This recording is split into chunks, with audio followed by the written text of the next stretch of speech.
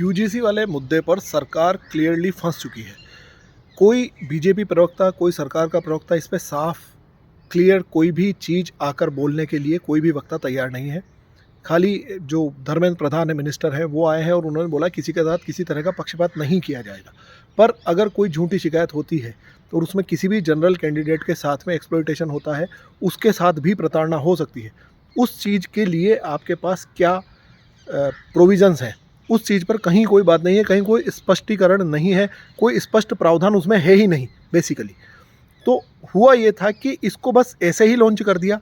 And according to my observation, ये जो top authorities हैं, जो आला कमान है, उस तक ये बात पहले चर्चा नहीं की गई और मोदी गवर्नमेंट को या इटसेल्फ मोदी को या आला कमान को अपीज़ करने के लिए ये इस तरह की पॉलिसीज़ बनाई।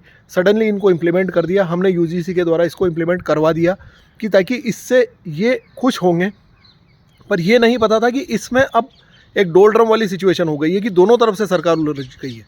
अब आपने अगर इसमें क्लियर प्रावधान नहीं किए तो जनरल कैटेगरी उससे नाराज़ है, और अगर आप इसको वापस रिवर्स करते हैं या इसको रोल बैक लेते हैं तो उससे SC/ST कम्युनिटी नाराज़ होगी। मतलब ये एक तरह से आपने पोलराइजेशन करवा दिया, और इस बिल से या इस नए नियम से इस तरह का पोलराइजेशन होगा, ये पहले प्रॉपर्ली एनालाइज किए बिना ही जल्दबाजी में सिर्फ माहौल बनाने के लिए बिना आला कमान की परमिशन और एक अच्छे मतलब इंटेलेक्ट लेवल पर बुद्धिजीवियों के स्तर पर इसे डिस्कस किए बिना ये बिल लाया गया है। This is the clear situation now कि स्टार्टिंग में हम देख सकते हैं कि कई मीडिया हाउसेज ने इस पर डिबेट तक नहीं करी, इस पर बात भी नहीं करी, परंतु ये सोशल मीडिया की पावर है जिसने इस मुद्दे को इतना उठाया है और इस चीज़ को मतलब इस लेवल पर लाए हैं।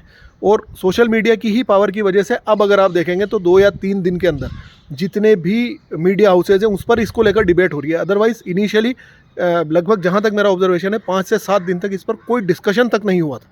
मतलब ऊपर से इस तरह के ऑर्डर्स थे कि इस बात की चर्चा ही मत करो। तो ये एक ऐसी चीज़ थी जिसको बस ऐसे ही बैकडोर एंट्री करवा देने वाले थे और इसका कोई प्रॉपर डिस्कशन ही नहीं हुआ। अदरवाइज़ अब हम बोल रहे हैं ना कि हम स्पष्टीकरण दे देंगे, सरकार ये बोल रही है कि अब स्पष्टीकरण देंगे, हम बताएंगे किसी के साथ कोई वो, तो अभी दे दो ना, आप बता दो, आप स्पष्ट कर दो। मतलब आपके पास कोई स्पष्टीकरण या स्पष्ट प्रावधान है ही नहीं, आपने इस चीज़ को इतना सोचा ही नहीं था, इसको सिर्फ और सिर्फ जल्दी में इस तरह से बनाया गया था। This is the whole crux of the issue.